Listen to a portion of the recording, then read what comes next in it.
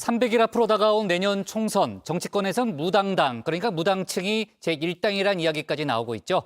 그만큼 기존 정치권에 대한 불신이 크다는 건데요. 국민의힘과 민주당 모두 중도층 표심을 잡겠다, 이렇게 나선 가운데 이른바 제3진 신당에 대한 관심도 커지고 있습니다. 관련 내용을 정치인사이드에서 짚어보겠습니다.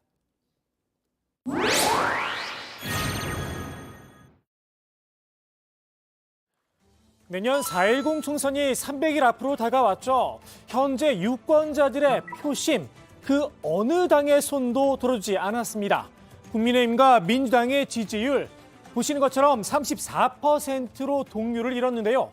무려 27%나 차지한 무당층의 숫자에 눈길이 갑니다. 어제 취임 100일을 맞이한 국민의힘 김기현 대표, 이 무당층을 잡겠다는 의지를 드러냈는데요. 여기도 제1당이 중도 무당층이라는 우스갯소리가 나오고 있습니다. 부끄러운 일이라고 생각합니다. 국민들이 정치에 등을 돌린 이유, 민주당 탓을 했죠. 각종 불법과 부정부패, 민주당이 보여준 도덕 불감증 때문이란 겁니다.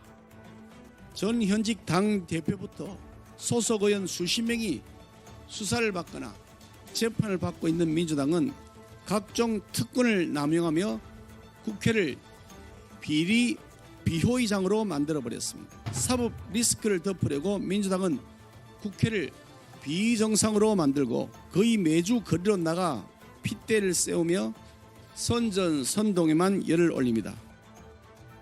민주당 이재명 대표의 사법 리스크를 타깃으로 삼은 건데요. 그럼 그 반사 효과 국민의힘이 톡톡히 누리고 있어야겠죠. 김 대표가 당을 잘 이끌었다면 말입니다. 하지만 결과는 무당층만 늘었을 뿐입니다. 실제로 김기현, 이재명 양당 대표에 대한 국민들의 평가 한마디로 독인객인이었습니다. 두 사람 모두 긍정평가보다 부정평가가 2배가량 많았습니다. 김 대표, 당내에서 존재감이 없었다는 촌평을 듣고 있죠. 당 대표로서 국민들에게 보여준 게 없다는 지적인데요.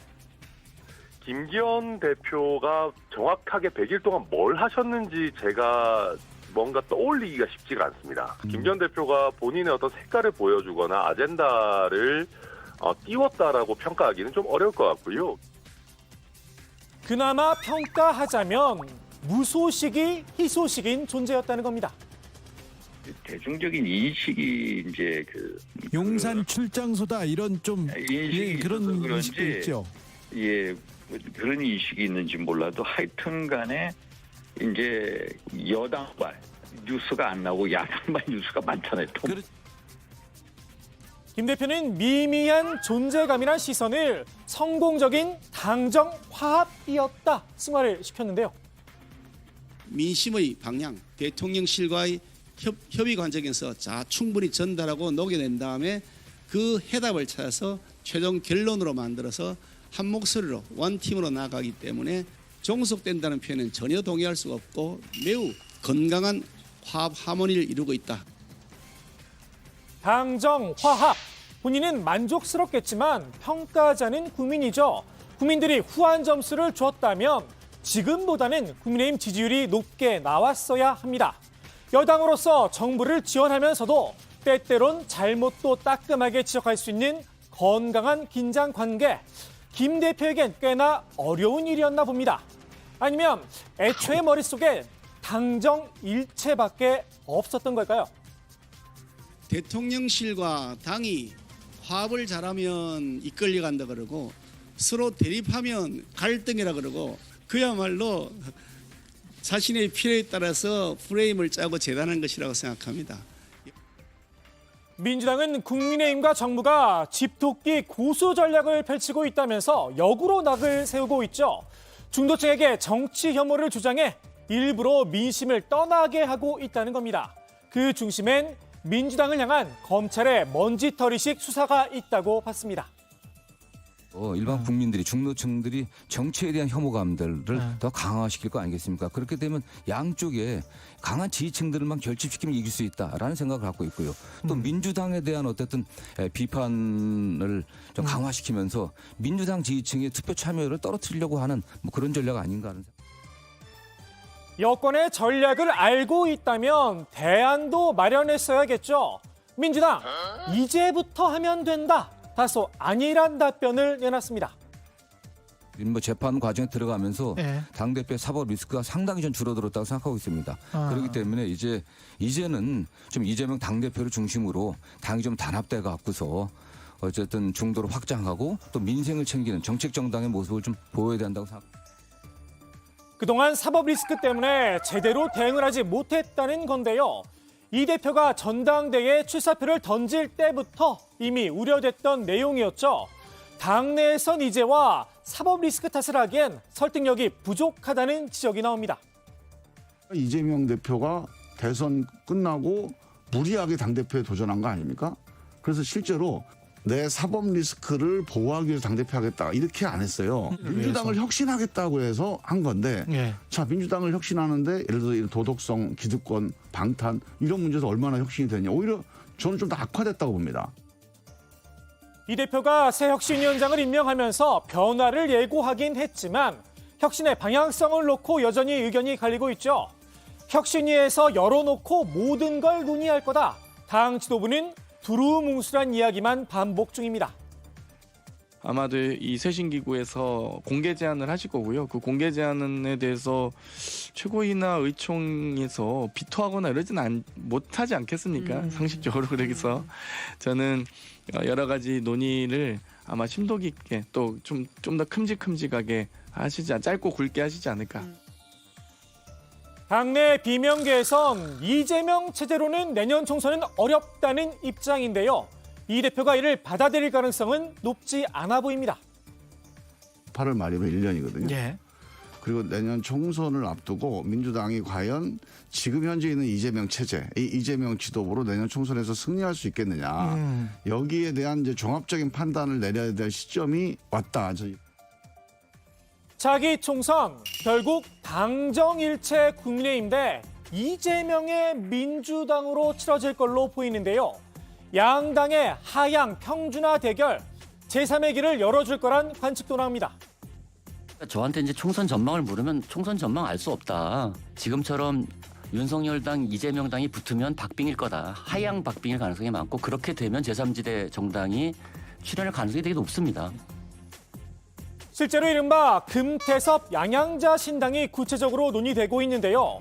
금태섭 전 의원은 정치의 기본만 지킨다면 양당에 실망한 유권자들의 표를 얻을 수 있을 거다 자신을 했습니다. 박근혜 정부, 문재인 정부한테 배신당한 셈이고 지금 윤석열 정부에도 많은 실망을 하고 있는데 또다시 기존 세력한테 이 기회를 주고 끌려갈 것이냐 아니면 이번엔 정말 바꿀 것이냐. 유권자들이 생각을 바꿔서 이번에는 정말 기존 정치권에 한번 회초리를 때려야겠다고 생각을 하시면 돈이나 인물은 인물의 숫자는 문제가 안 된다고 봅니다. 정의당 내에서도 제3신당에 호응하는 목소리가 나왔는데요. 장혜영, 요정원이 대표적입니다. 한마디로 기존의 정의당으론 안 된다는 겁니다. 정의당에 대한 국민적인 평가는 저는 이제 안타깝게도 끝났다고 생각합니다. 움직이지 않는 이 지지율이라고 하는 것이 정의당의 그런 국민적인 평가를 보여주는 뼈아픈 기준이라고 생각을 하고.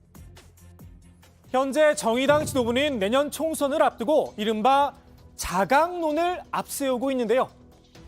그래도 제가 생각하는 원칙은 노동 중심성을 좀 확고히 세우는 것이 필요하다고 생각합니다. 그래서 이 원칙 아래 우리가 재창당할 정의당의 사회 비전이 무엇인지를 토론하고 확정하고 그리고 이러한 사회 비전에 동의하는 당 바깥에 세력이 있다면 저는 그분들과도 충분하게 재창당 과정에 함께할 수 있다. 우리가 노동과 녹색과 그리고 양당 체제가 국민들에게 안겨준 이 실망을 극복해 나가자라고 하는 이러한 의견들을 가진 어떤 정치 세력들이 있다면 그 누구라도 함께해 나가겠다라고 하는 의지를 가지고 그 대통합을 추진해 나가겠다.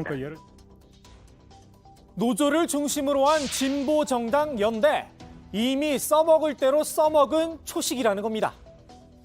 어떤 다른 뭐 진보 정당들 있잖아요. 그런 당이나 아니면 뭐 좀 세력을 같이 뭐 프로젝트를 많이 했던 뭐 민주노총이라든지 이런 정도로 하는 거는 사실 과거에 해봤던 거를 좀 어려우니까 다시 또 이렇게 먼지 탈탈 털어서 이걸 또 해볼까 하는 정도에 그러니까 자강론에 약간 플러스 알파 정도 더 하는 거라고 생각합니다. 진보 보수의 틀을 깨고 더 다양한 사람들과 함께 손을 잡아야 한다는 게 두 젊은 의원들의 생각입니다. 지금 주어져 있는 진보나 보수의 틀을 뛰어넘어야 한다면 그것도 뛰어넘어서 정말로 국민들이 필요하다고 생각하는 문제를 해결할 수 있는 정치가 필요하다는 거예요. 저는 이제 새로운 물결이 필요한 시기가 왔다고 생각하거든요. 산업화, 민주화 지나서 민주주의 세대의 정치는 무엇이어야 하는지, 미래 정치, 책임 정치가 어떤 것이어야 하는지 그런 측면에서 이제 금태섭 의원님과 제가 좀 그 생각의 결이 비슷함이 있어서. 금태섭 전 의원과 손을 잡을 수도 있을 듯 싶은데요. 다만 제3신당이 실제로 성공할 수 있느냐 그 가능성에 대해선 의견이 엇갈립니다. 단순한 정치 혐오 가지고는 3당이 안 만들어져요.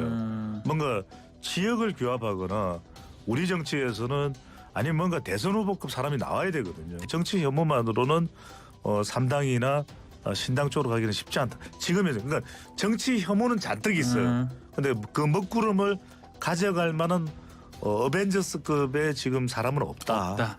지난번에 이제 국민 선거제도 공론조사 결과를 보면은 비례 의원을 좀 많이 늘려야 된다 이런 의견들이 나왔거든. 그거를 방식 중심으로 이게 되고 어느 정도 늘어난다라면은 상당히 영향력이 있을 수 있다. 지역구에서는 양당 구조를 깨기가 쉽지 않은데 비례에서는 상당히 이제 갈 수가 있을 것 같아요. 국민의힘이냐 민주당이냐 아니면 제3의 정당이냐 누가 차기 총선에서 중도 무당층의 마음을 가져갈 수 있을까요? 각 당이 민심을 잡기 위해 진심으로 노력을 한다면 적어도 이런 비판은 피할 수 있지 않을까 싶습니다. 오늘의 정치인사이드 이렇게 마무리합니다. 피체 고정 지지층이 지금 다 강고하게 단계되어 있는 거잖아요. 예. 피체 그거 믿고 있는 거잖아요. 그렇죠, 지금. 그렇죠. 그러니까 예. 뭐 서로 그러니까 저쪽 탓을 할 수 있는. 근데 전통적으로 우리나라 여야당이라는 게 뭐 그런 오랜 세월 적대적 공생관계로 왔던 거 아니에요? 그 연장이죠. 뭐.